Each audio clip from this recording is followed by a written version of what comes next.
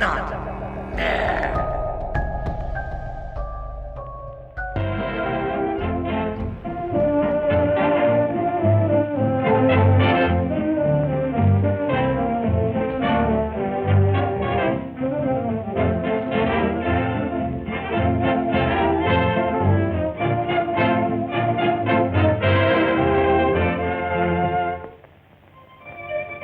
Oh, it sounds like a swing-a-roo band.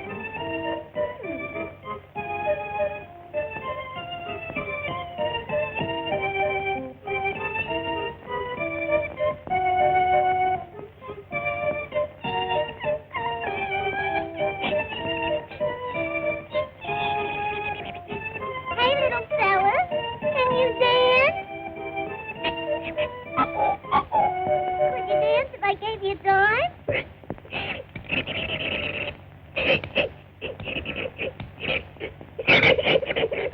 What? Ah, push him up at the swing the musica. Ooh-wah, ooh-wah, ooh-wah, ooh-wah, ooh-wah, ooh-wah, ooh-wah.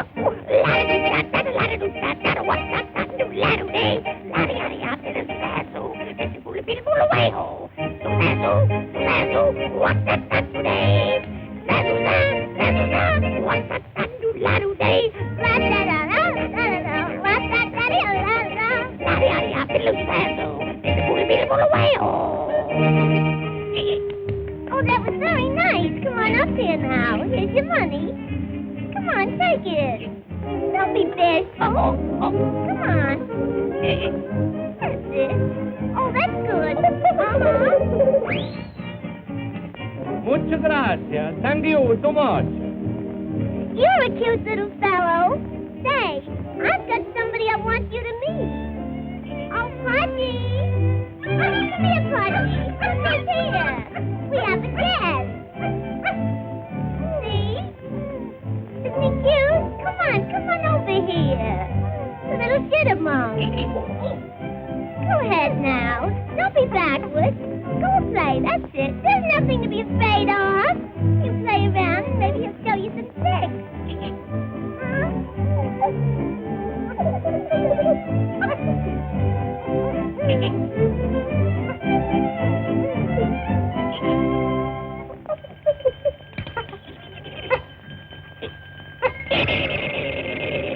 That's it. You play nice now, because I have to go out. And when I come back, I may have a surprise for you, if you're good. Huh? Oh, Mr. Organ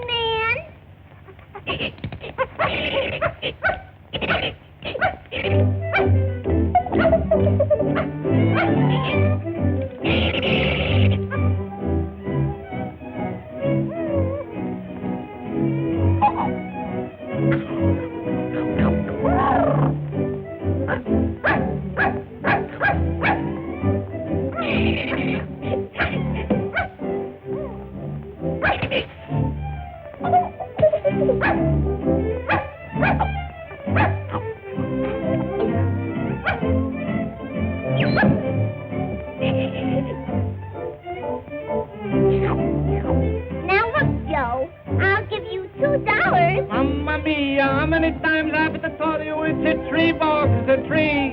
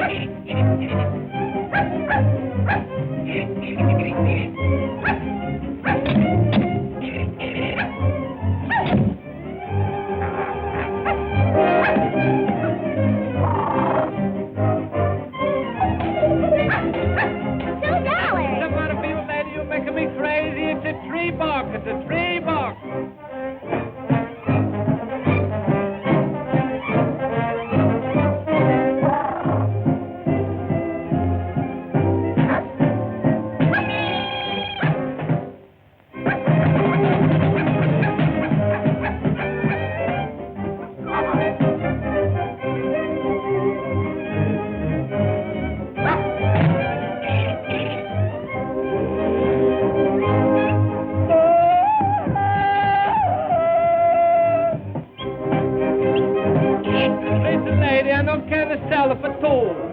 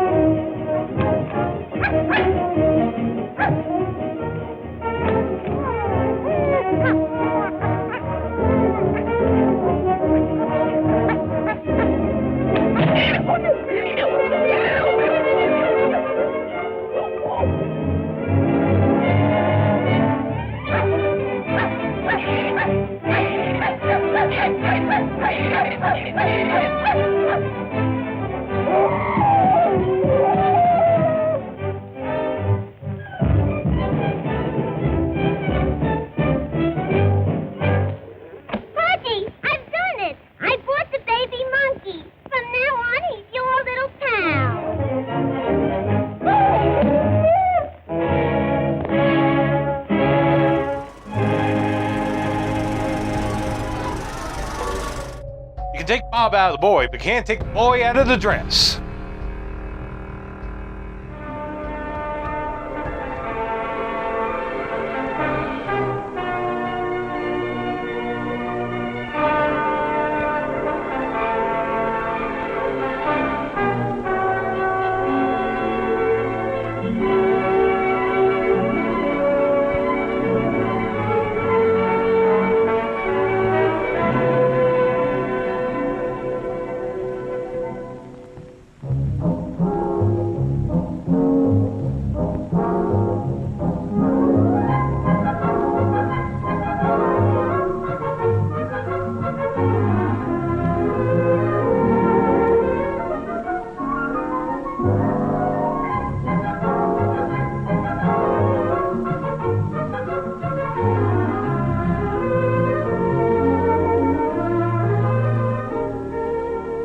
I'm Lieutenant Williams, a police officer attached to the Juvenile Division. I'm on my way to Monroe Junior High School to talk to a group of young people. That looks innocent enough, doesn't it? Lots of young people hitchhike. Seems like a good way to get from one place to another. But sometimes there are dangers involved that never meet the eye. Let's take the case of Jimmy Barnes. Jimmy played baseball all afternoon, and he didn't feel like walking home, so he decided to thumb a ride.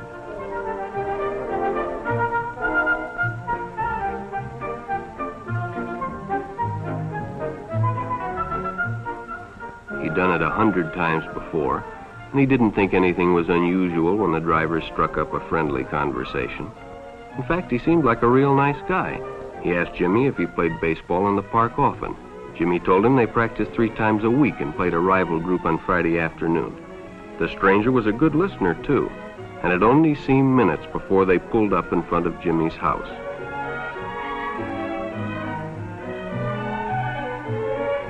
When Jimmy got out, the stranger gave him a friendly pat. Then he told him he'd see him again, as he always drove by the park on his way home.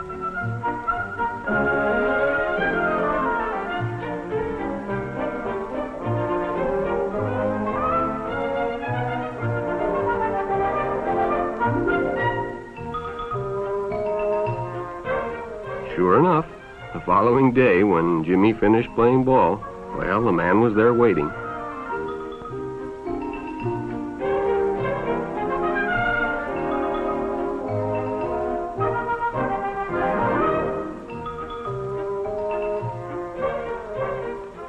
They stopped at a drive-in, and the stranger treated him to a Coke.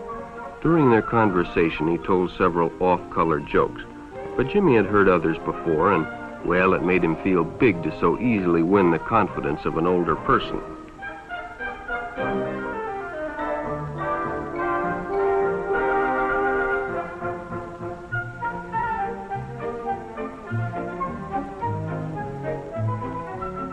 The following Saturday, they went fishing together. By now, they were using first names. Ralph said it was more friendly.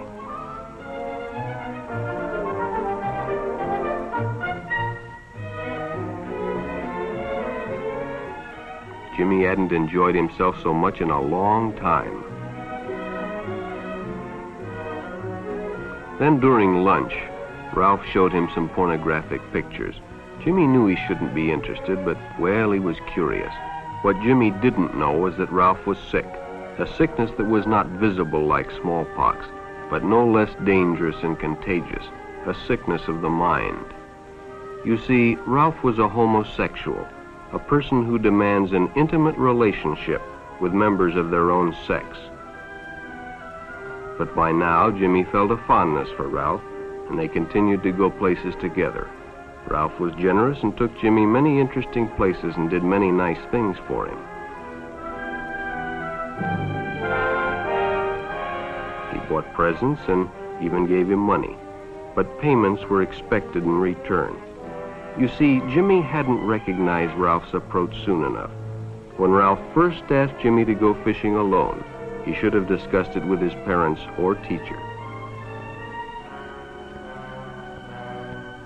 Finally, Jimmy told his parents, and they reported it to the juvenile authorities. Ralph was arrested, and Jimmy was released on probation in the custody of his parents. But all homosexuals are not passive. Some resort to violence, as in the case of Mike Merrick.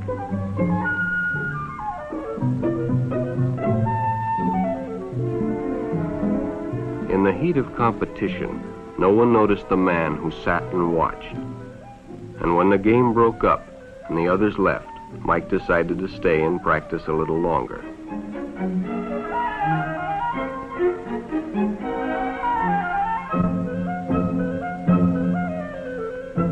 The stranger joined him. He was friendly and, well, it was better than playing alone. But after a few shots, Mike realized he had already overstayed his time and suggested he better leave. The stranger told him if he'd like to stay longer, he'd be glad to drive him home when they finished. Sounded great to Mike. Chance to play longer and get a ride home, too.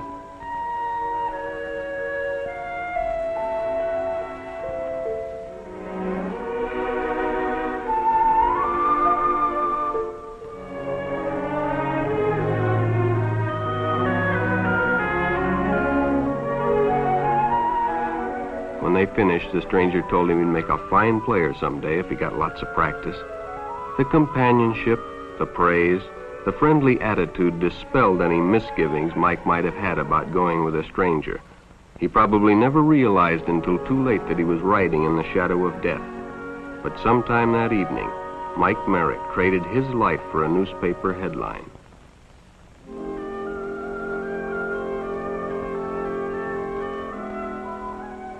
As Denny and Jerry got the papers ready for Jerry's afternoon delivery, they only casually noticed the two boys that raced by in the afternoon traffic, and they didn't pay much attention to the car that drew up shortly afterwards until the man called them over.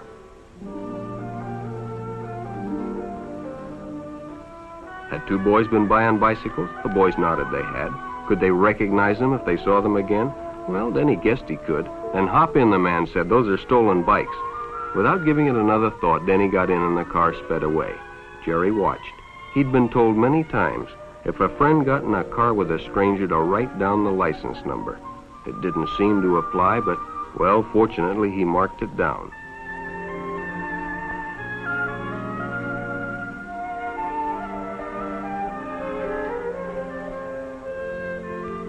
When he delivered a paper to Denny's house, he asked his mother if they'd caught the boys that had stolen the bicycles.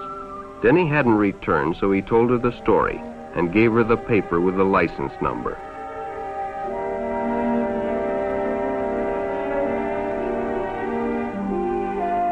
Being a careful parent, she decided to call the police. Jerry supplied the necessary information, and the stranger's car was quickly spotted. It was a good example of how important it is to always get the license number and description of any stranger who takes a young person off alone, no matter what they tell you.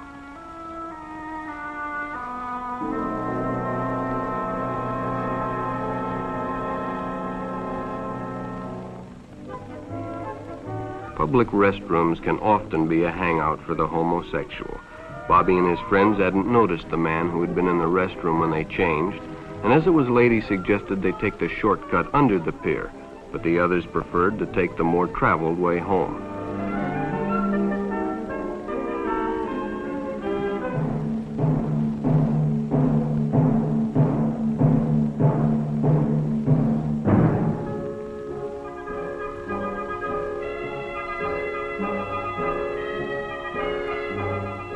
Bobby recognized the stranger as the man in the restroom, the shortcut under the pier didn't seem like a good idea at all.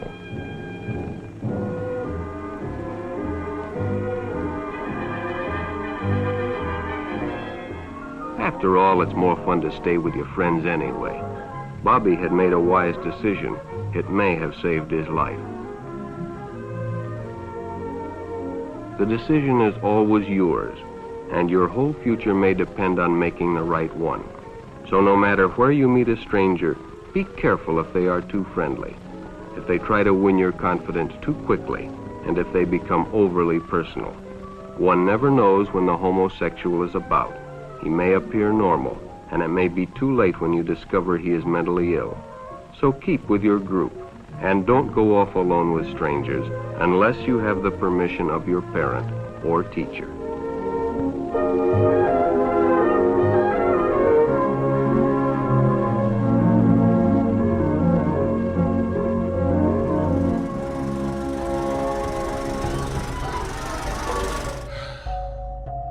Mom, Bob's a big girl now. He can put on his own dresses.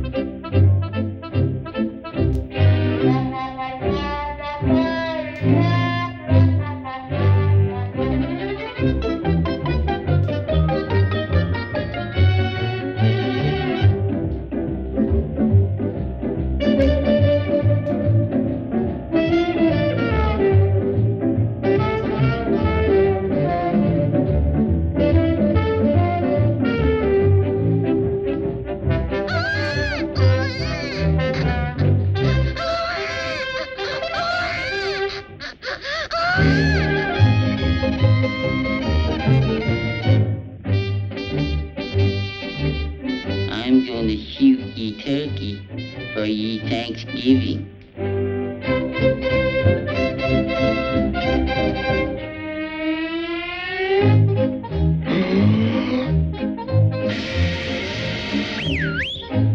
Hey, turkey!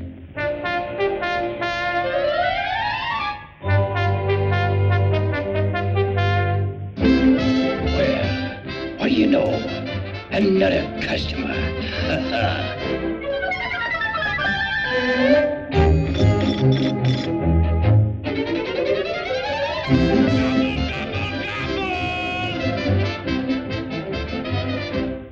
Psst. Hey, Junior, you want to buy a hot turkey? Is it fresh? Is it fresh? Look at that white meat. Look at that dark meat. Feel the material in that wing. Look at the size of that wishbone. You want to eat it here or take it with you? Well, I don't know. Okay, Junior, I'll wrap it as a gift.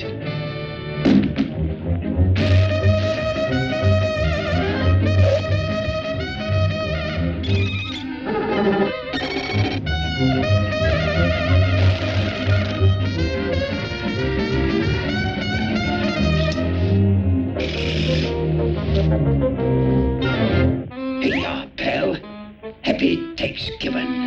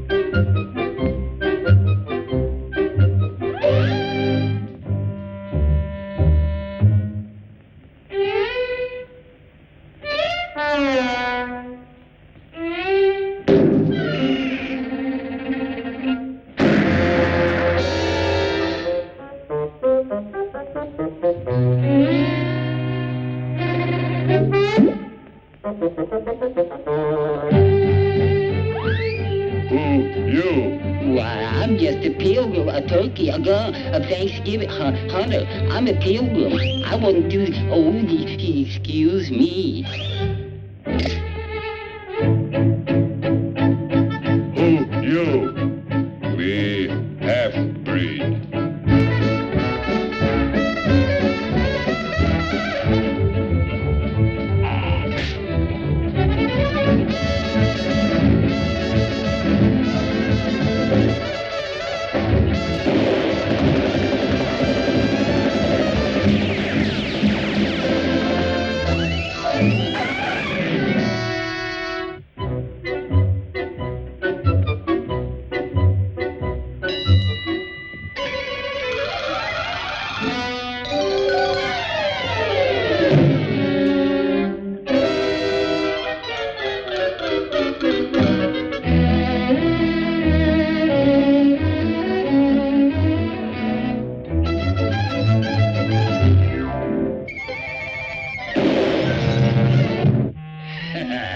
Some funny joke, eh, Junior?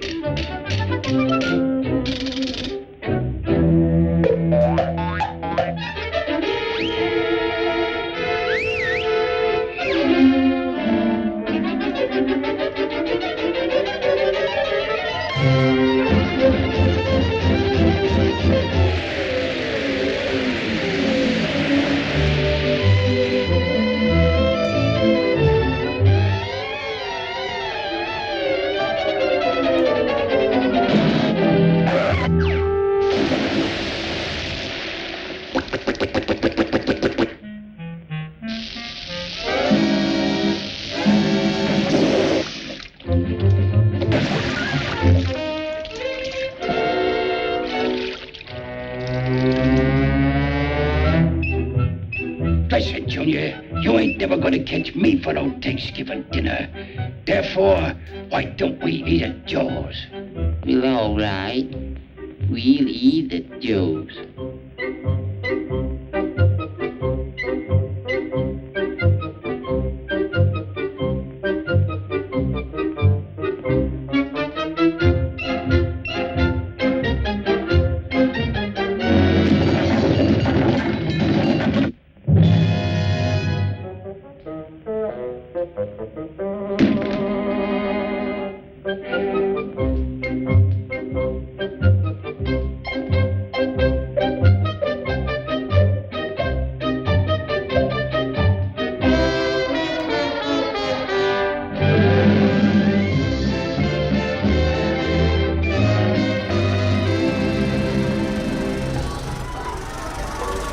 All are lunatics, but he who can analyze his delusion is called a philosopher.